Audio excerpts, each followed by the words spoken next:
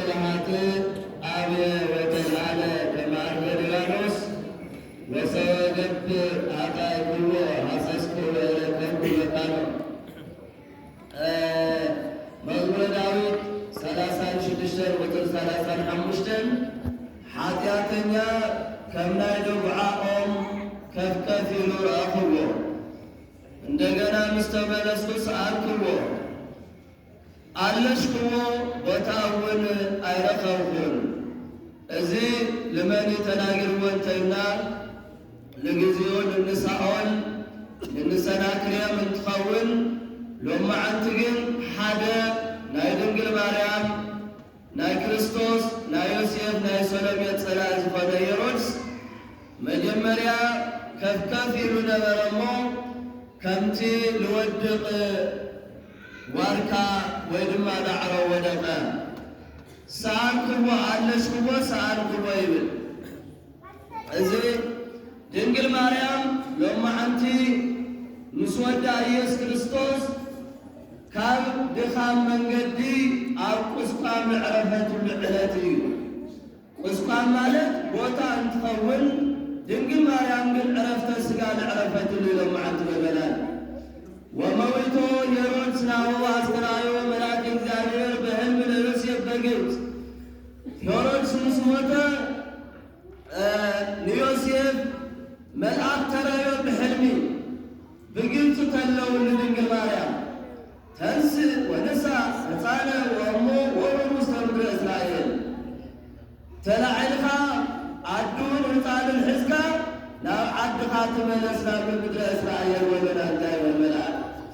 እስመ ሞቱ ለእለ ይሃስስዋ ለነፍሰ ሕፃን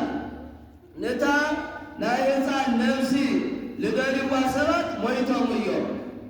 እሊ ሄሮድስ ክቐትልዎ ሃልሾም ነይሮም ነገር ግን ሄሮድስ ሞተ ምስ ሰራዊቱ ጠፍዐ ይብል ስለዚ ድንግል ማርያም ግን ምስ ወዳ ሎማዓንቲ ምስ ፍቁር ወልዳ ኣብ ናይ ዕግብቲ ተጻዒና ብይባቤ ብዕልልታ ናብ ደብረ ቁስቋም ኣተወት ይብል እግዚአብሔር ኩሉ ምስጋና ተሓየው ይበላል እወ ሎማዓንቲ ዘይዓለልና ቃል መዓት ክንዕልል ኣይንኽእልን ስለዚ ዲያብሎስ ተሳዒሩ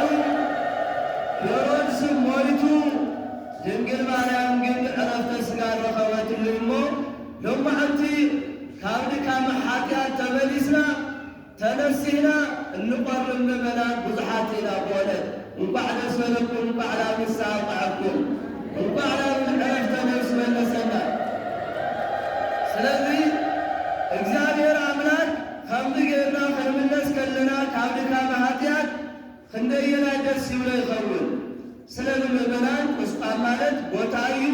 ድንግል ማርያም ዘዕረፈትሉ ቦታ እዩ እና ሎማዓንቲ ናይ ታሕጓስ ዕለት በተለይ ካብ ሥጋ ተኸልኺልኩም ልጸምኩም ጸምኩም ፈጽምኩም ኣለኹም እንኳዕ እግዚአብሔር ብሰላም ኣፈጸመኩም ስለዚ ያው ድሓረም ክንመሃር ስለንኽእል ብእግረ መንገዲ ዳጋ ቅዱስ ጊዮርጊስ ዓምደ መለት ለለምለመሉ ዕለት እዩ ዋላ ስላሴ ተኾነ ሳልሳይ ሶኒ ደሞ ኣርባዕቱ እንስሳ ክብረ በዓል ነኽብረሉ በዓል እዩ እሞ እቶም በዓላትና ብሰላም ክነኽብር እግዚአብሔር ፍቀደና ሰማዕኩም እግዚአብሔር ይስማዕኩም